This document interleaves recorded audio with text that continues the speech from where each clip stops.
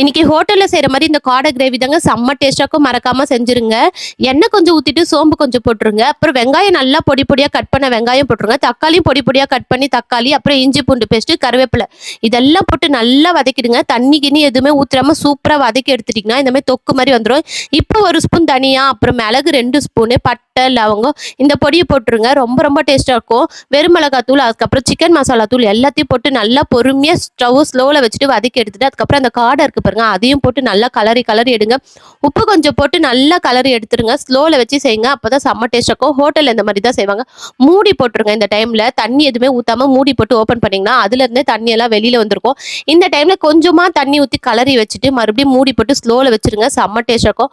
ஹோட்டல்ல இந்த மாதிரி தாங்க செஞ்சு கொடுப்பாங்க. கஸ்டமர் வரும்போது என்ன பண்ணுவாங்க, கொஞ்சோண்டு ஜீரகம், வெங்காயம், அதுக்கப்புறம் பச்சை மிளகா, காஞ்ச மிளகா, கருவேப்பிலை இதை போட்டு நல்லா வறுத்துட்டு தோசை கல்லுலயே இந்த காடை கிரேவியும் வச்சு அப்படியே பரட்டி கொடுத்துருவாங்க. ரொம்ப ரொம்ப டேஸ்டா இருக்கும். ஹோட்டல்ல இந்த மாதிரி தாங்க செஞ்சு கொடுப்பாங்க. நீங்களும் மறக்காம செஞ்சிருங்க.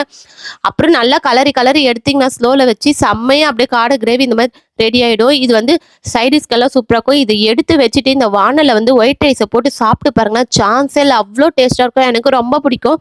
உங்களுக்கு பிடிக்குமா என்னான்ட்டு எனக்கு மறக்காம கமெண்ட் பண்ணுங்க. இன்னைக்கு அந்த மாதிரி தான் இந்த காடை கிரேவி எடுத்து வச்சுட்டு சுட சுட சாப்பாடை போட்டு சாப்பிட்டா சான்ஸே இல்லை, அவ்வளோ சூப்பரா இருந்துச்சு. இந்த வீடியோ பிடிச்சிருந்தா லைக் அண்ட் சப்ஸ்கிரைப் பண்ணுங்க.